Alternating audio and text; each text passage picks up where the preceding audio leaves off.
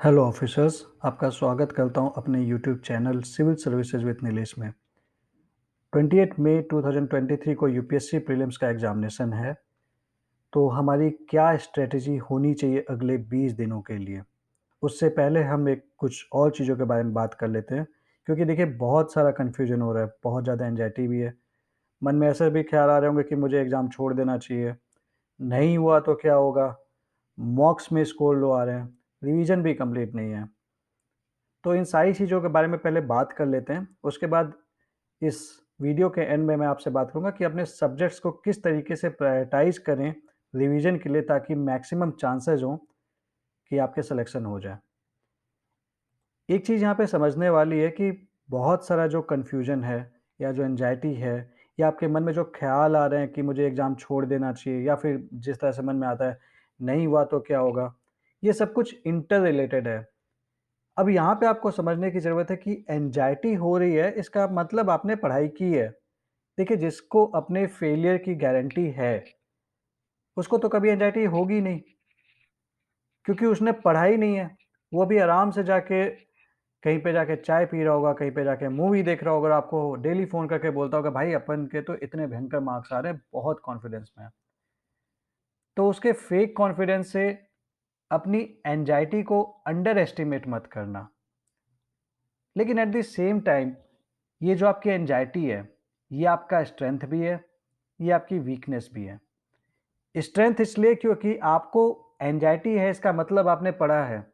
लेकिन वीकनेस इसलिए बन सकती है अगर आपने इस एंग्जायटी को आपके थॉट प्रोसेस के ऊपर हावी होने दिया। तो आपको यहाँ पे ये समझना है कि हमें पढ़ाई नहीं छोड़नी है, क्योंकि एंग्जायटी में अक्सर होता है कि हम पढ़ाई छोड़ देते हैं और प्रिपरेशन हमारी वीक हो जाती है। और जब हम पढ़ाई छोड़ देते हैं और हमारी प्रिपरेशन वीक हो जाती है, तो हमें उसके चलते और ज़्यादा एंग्जायटी होती है, फिर हमें और पढ़ने का मन नहीं करता है। तो ये चीज़ की एक साइकिल है जिसके चक्कर में हमें नहीं पढ़ना है, क्योंकि जब ये चीज़ होगी और फिर कोई इंसान बगल से आके बोल देगा कि इतनी अब तुम्हें अभी तक कॉन्फिडेंस नहीं आया, तुम्हें मार्क्स नहीं आ रहा तो तुम्हारा नहीं होगा, तो बहुत सारा मन में कन्फ्यूजन आ जाएगा। फिर लगेगा अटेम्प्ट स्किप कर देते हैं, फिर वही सारे ख्याल, अब इस बार तो हो नहीं पाएगा। तो ध्यान रखना, आपको अपनी एंग्जायटी को अपनी स्ट्रेंथ बनाना है, अपनी वीकनेस नहीं बनाना है। आपको नहीं पता कि आप रेस के किस पड़ाव में हैं। कई बार बहुत सारे लोग सिर्फ़ एंग्जायटी के चलते लास्ट में आके रुक जाते हैं और उनको ये पता ही नहीं चलता कि वो जो लास्ट की क्रॉसिंग लाइन थी ना, उसके वो बिल्कुल पास में थे। तो रुकना नहीं है, भागते रहना है। और यूपीएससी खाली आपके नॉलेज का एग्ज़ामिनेशन नहीं है, ये आपके परसिवियरेंस, आपके डेडिकेशन, आपका एंड्योरेंस, इन सारी चीज़ों का एग्ज़ाम है, सिर्फ़ नॉलेज का एग्ज़ाम नहीं है। तो एंग्जायटी हो रही है, अच्छी बात है, लेकिन हमें इस एंग्जायटी को कंट्रोल करना है। कंट्रोल कैसे करना है, ये मैं आपसे अगली स्लाइड में बात करूँगा, लेकिन उससे पहले हम एक चीज़ समझ लेते हैं। आपको मैं बता देता हूँ कि बहुत बार ऐसा होगा कि आपके पास लोग आएँगे, बोलते रहेंगे कि भैया तुमसे ना हो पाएगा। वो आपने डायलॉग सुना है ना, वो एक मूवी थी, उसका नाम आप जानते होंगे, गैंग्स ऑफ वासेपुर। उसमें सीधे बोला था ना, बेटा तुमसे ना हो पाएगा। नहीं, आपको यहाँ पे बताना है कि हम ही से होगा। तुम कौन होते हो बताने वाले कि हमसे नहीं हो पाएगा? आपको अपने बारे में एक छोटी-सी बात बताता हूँ। मैंने 2021 वाले अटेम्प्ट के लिए अपना ऑप्शनल चेंज किया था। पहले मेरा फ़िलॉसफ़ी था, फिर मैंने सोशियोलॉजी में चेंज किया। एक बहुत ही फ़ेमस टीचर हैं दिल्ली के, मैं नाम नहीं लूँगा। उन्होंने मुझसे क्लियरली ये बात बोली कि आपका सिलेक्शन नहीं होगा, क्योंकि ना तो आपने कोचिंग किया है, ना तो अभी तक आपने फिनिश किया है। 69 डेज़ थे, यूपीएससी का रिज़ल्ट प्रीलिम्स का आ चुका था। अब उस टाइम पे एक पर्सन ऑफ अथॉरिटी अगर वो ऐसा कह रहे हैं कि मेरा नहीं होगा और मैंने उनकी बात पे विश्वास कर लिया होता, तो शायद आज की डेट में मेरे पास ये रैंक नहीं होती। सेम चीज़ आपके साथ है। तो लोग तो कहेंगे, कुछ तो लोग कहेंगे, लोगों का काम है कहना, आपका काम है कि आपको सुनना नहीं है। कौन क्या कह रहा है, इससे फ़र्क नहीं पड़ता। आपको आपके सपने पे विश्वास करना पड़ेगा। आफ्टर ऑल, एक सीधी-सी बात है कि अगर आप अपने सपने के ऊपर विश्वास नहीं करेंगे, तो यूपीएससी क्यों आपके ऊपर विश्वास करेगा? तो विश्वास करना, और एक चीज़ हमेशा ध्यान रखना, देखिए जो एंग्जायटी है ना, वो अकेले आपको नहीं हो रही है, वो सभी को हो रही है। वो सबको ही होती है और हर साल जो टॉपर्स बनते हैं ना, उनको भी होती है। But they never give up. तो अपनी प्रिपरेशन के ऊपर ट्रस्ट करो और आगे बढ़ो। एग्ज़ाम छोड़ने से कुछ नहीं होगा। हो सकता है कि आपने पिछले साल भी यही सोचा होगा। हर साल की कहानी, it's the part of the game. हिम्मत रखिए, लेकिन इस हिम्मत के साथ ध्यान रखिए, a surplus of efforts in the last time can overcome the deficit of confidence. I repeat, a surplus of efforts in the last time can overcome the deficit of confidence. तो जान लगा दीजिए, 20 दिन में कम से कम 40 से 45 दिन की पढ़ाई कीजिए, 50 दिन की पढ़ाई कीजिए, और ये परफेक्टली पॉसिबल है। Remember, a person is not the product of his circumstances but of his decisions. Circumstances तो सभी के सिमिलर ही है ना। डिसीजन इस टाइम पे कोई पर्सन लेगा कि नहीं मुझे इस एग्जाम में को फोड़ देना है, वो जान लगा देगा, उसका प्रीलिम्स हो जाएगा। अगर आपने हिम्मत हार जाओगे, आपका नहीं होगा, अगले इंसान का हो जाएगा। ये सबके साथ होता आया है। तो इससे डरना नहीं है, हिम्मत रखनी है और एग्जाम को फोड़ के आना है। और एक चीज़ हमेशा ध्यान रखिएगा, हमारे पास हमेशा दो चॉइसेस होती हैं। एक ईजी वन, ईजी वन क्या है? एग्जाम छोड़ देते हैं। राइट वन क्या है?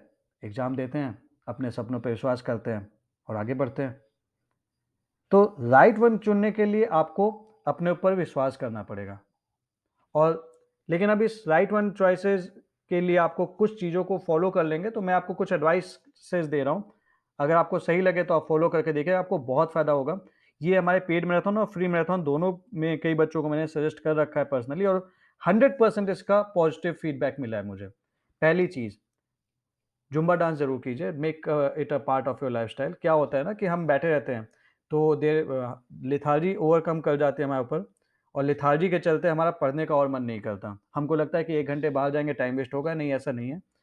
आप 1 घंटा मत जाइए बाहर, घर के अंदर 15 मिनट म्यूज़िक चला लीजिए और डांस कीजिए। पसीना आना चाहिए। सुबह 15 मिनट कर लो, शाम को 15 मिनट कर लो, काफ़ी है। आधा घंटा अगर आपने दे दिया ना, आपकी इफ़ेक्टिविटी इतनी ज़्यादा बढ़ जाएगी अगले 20 दिन के अंदर कि आप 50 दिन तक का भी कवर कर लोगे। ट्राई करके देखिएगा, बहुत फ़ायदा मिलेगा। दूसरी चीज़, हेल्दी खाना खाइए, बाहर का मत खाइए, क्योंकि अगर आप बाहर का खाएँगे, तो मैं आपको बता दूँ, आप बहुत ज़्यादा रिस्क में जाने वाले हैं। क्योंकि अगर आप गलती से इस टाइम पे बीमार पड़ गए और आपके 5-10 दिन खराब हो गए, तो आपका बहुत लॉस हो सकता है। नेगेटिव लोगों से दूर रहिएगा, क्योंकि नेगेटिव लोग जिन्होंने लाइफ़ में कुछ नहीं किया है, वो आपको सारे रीज़न्स देंगे कि आपका ये इस एग्ज़ाम में क्यों नहीं हो सकता। आपके पास अपने रीज़न होने चाहिए कि आपका इस एग्ज़ाम में क्यों हो सकता है।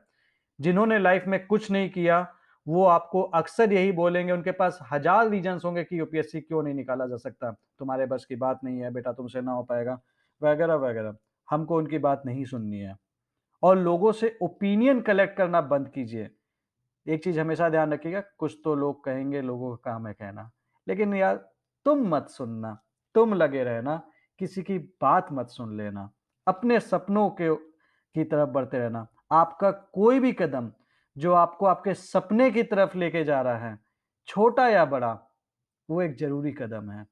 उसको लेते रहना, आज नहीं तो कल ज़रूर पहुँच जाओगे।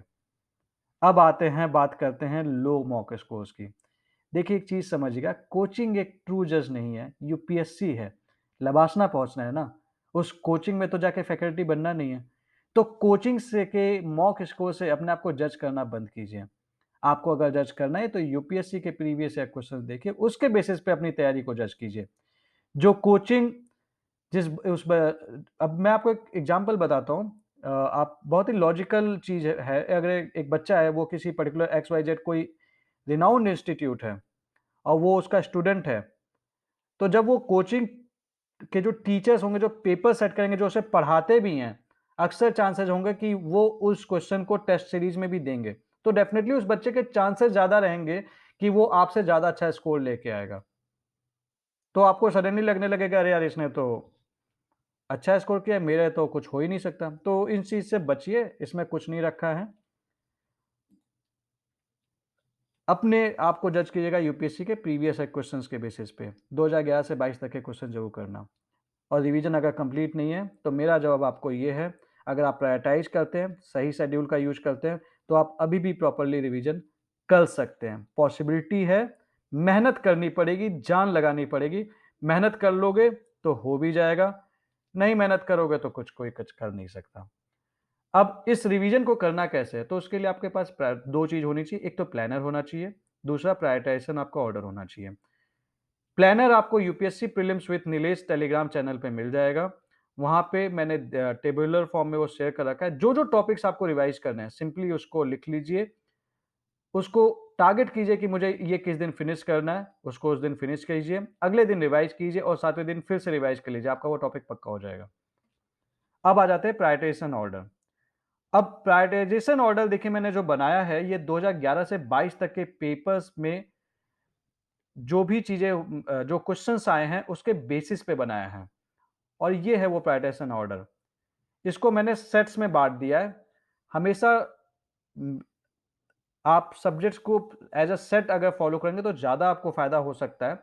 सेट 1 में देखिए polity, economy, environment, science and tech ये मोस्ट इम्पोर्टेंट सेक्शन है, इसको तो छोड़ना नहीं है। जान लगा देनी है, हम कुछ और छोड़ देंगे, इसको नहीं छोड़ेंगे। सेट 2 में आता है ज्योग्राफी एंड मॉडर्न हिस्ट्री। इसकी इम्पोर्टेंस है, लेकिन सेट 1 से कम है। Set 3 is ancient India and art and culture. इसकी इंपॉर्टेंस और कम है और मेडिवल इंडिया तो ढूंढ रहा है भैया, हमारा इंपॉर्टेंस बचा भी है कि नहीं बचा है। तो और ये हर साल की कहानी, बहुत सारे लोग मेडिवल इंडिया पढ़ते ही नहीं है, फिर भी सिलेक्शन लेके जाते हैं। तो पहले आपको सेट 1 फिनिश करना है। सेट 1 फिनिश करने के बाद ही सेट 2 पे हाथ लगाना है। सेट 2 पढ़ने के लिए सेट 1 के साथ खिलवाड़ मत कर लेना, क्योंकि सेट 1 में सबसे ज्यादा क्वेश्चंस आपको मिलेंगे। आप कोई भी पेपर यूपीएससी का उठा के देख सकते हैं। अब आ जाते हैं, अब इन सब्जेक्ट्स में भी आपको एक प्रायोरिटी डिसाइड करनी पड़ेगी, क्योंकि आप लाइन बाय लाइन सब कुछ तो नहीं पढ़ सकते। अगर पढ़ सकते तो इससे अच्छा कुछ है नहीं, लेकिन अगर आप प्रायोरिटाइज कर लेंगे तो इस टाइम पे बेटर होगा। उसके बाद अगर टाइम बच जाए तो जिन चीज़ों को छोड़ा गया उसको बाद में पढ़ लीजिएगा। तो वो प्रायोरिटी क्या होनी चाहिए इन सब्जेक्ट्स की? तो देखिए मैंने जो अगेन 2011 से 22 तक के जो पेपर्स है उसके बेसिस पे आपको बता रहा हूँ। पॉलिटी में historical background, salient features, preamble, fundamental rights, DPSP, fundamental duties, amendments of the constitution, system of the government, president, prime minister and council of ministers, parliament and parliamentary committee, supreme court, governor, state legislature, high court, tribunal, subordinate courts, Panchayati Raj, constitutional body, non constitutional body, anti defection law। इसको अच्छे से finish कीजिए और इन topic से related PYQ आपको हमारी website NEESHAIR442.com पे भी मिल जाएगी। फ्री है, आप डाउनलोड करके पढ़ सकते हैं। इकोनॉमी में monetary policy, fiscal policy including budget, FRBM, taxation, subsidies, disinvestment, deficit अच्छे से करना है। उसके अलावा inflation, poverty and measures taken by the government to control the poverty, agriculture, balance of payment, foreign trade and WTO and international institutions, IMF उसमें से सबसे ज्यादा इंपॉर्टेंट है। WEF world bank second number पे है। उसके बाद FAO, AIIB, ADB, G20, SCO, ASEAN and RCEP।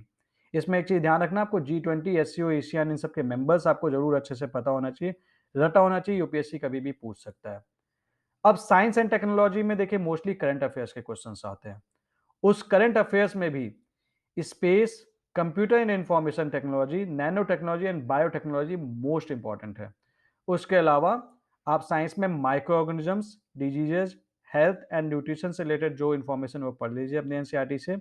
उसके अलावा energy and energy resources, specially solar and wind energy ढंग से कर लीजिएगा। उसके बाद आ जाते हैं ज्योग्राफी में। अब देखिए ज्योग्राफी के दो पार्ट्स हैं, Indian geography and world geography. तो इंडियन ज्योग्राफी ये आपको आप इसके location, structure and physiography, drainage system, climate, natural vegetation, soils, land resources and agriculture, world में the earth, climate, water ocean, life on earth. इससे related chapters आपको PYQ document में मिल जाएगा, जो आप इस वेबसाइट से डाउनलोड करके यूज कर सकते हैं। फ्री है, आप डाउनलोड कीजिए, आपको रिलेटेड एनसीईआरटी के चैप्टर्स पढ़ लीजिए, इंस्ट्रक्शंस को करके कर लेंगे। इन चैप्टर्स को जरूर कर लीजिएगा, आपको बहुत फायदा मिलेगा। उसके बाद आते हैं हिस्ट्री में। हिस्ट्री में देखिए 4 पोर्शंस होते हैं, modern India, ancient, medieval India, art and culture, जिसमें मोस्ट इंपॉर्टेंट है मॉडर्न इंडिया। यहाँ पे आपको mainly socio religious reform movements पे फोकस करना है और from the beginning of Indian national Congress even in that the Gandhian phase. और अगर आपको प्रैक्टिस करने का मन है तो UPSC and state PSC booster book जो मैंने लिखी थी वो मैंने वेबसाइट पे डाल रखी है, उसका पीडीएफ फ्री है, उसे आप डाउनलोड कीजिए। उसके क्वेश्चंस अगर आप लगा लेते हैं तो आपको थोड़ा-सा फ़ायदा ये मिलेगा कि आपको जो टाइमलाइन है वो बहुत अच्छी हो जाएगी, आपको याद हो जाएगी क्वेश्चंस करते-करते। एंशिएंट हिस्ट्री में Harappan culture, Vedic age, Buddhism, Jainism and other sects, Maurya, Gupta and Harsha. इसमें बुद्धिज्म एंड जैनिज्म बहुत अच्छे से करके जाना। आर्ट एंड कल्चर में आर्किटेक्चर एंड 8 क्लासिकल डांसेस उसको अच्छे से कर लेना। मेडिवल इंडिया उसके बाद अगर टाइम मिल गया तो दिल्ली सल्तनत, विजयनगर, मुगल्स। तो एक चीज बस ध्यान रखना है इस सारी चीजों में, जैसे मैंने आपको सेट ए बताया, सेट बी बताया, सेट सी बताया, सेट डी बताया, या फिर सेट 1 बताया, 2 बताया, 3 बताया, 4 बताया। तो 1 को हमेशा ऊपर रखना, 2 को पढ़ने के लिए 1 मत पढ़ना, ये गलती मत करना। इस प्रायोरिटी में कर लीजिए, अभी भी टाइम है, आप बहुत अच्छा कर सकते हैं। इन द एंड एक ही बात कहूंगा, फियरलेस रहिए, अपने सपनों पे विश्वास कीजिए। Remember, worry is the misuse of imagination. अगर आप एक ट्रू वॉरियर हैं, कंपटीशन से आपको डर नहीं लगेगा। या तो एक आप वॉरियर हो सकते हैं या तो एक आप वॉरियर हो सकते हैं। कोई भी कदम जो आपको आपके सपनों तक लेके जाता है, आई एम रिपीटिंग दिस, कोई भी कदम अगर आपको आपके सपने की तरफ लेके जाता है तो वो कदम सही है। उस कदम को बढ़ाइए, आगे बढ़िए, अपने ऊपर विश्वास कीजिए, किसी और के ऊपर नहीं, अपने सपनों के ऊपर विश्वास कीजिए और अपने सपनों के लिए लड़िए। Officers, fight for your dreams. Remember, if you think you can, you can. If you think you can't, you can't. अगर आपको विश्वास है कि आप अपने सपनों को पा सकते हैं तो आप जरूर उन सपनों को पा सकते हो। और अगर आपको अपने ऊपर विश्वास ही नहीं है तो सपनों को भी आपके ऊपर विश्वास नहीं होगा। This was Nilesh Kumar Singh. Thank you very much. Please like, subscribe, and share the channel. This was Nilesh Kumar Singh logging off. Thank you.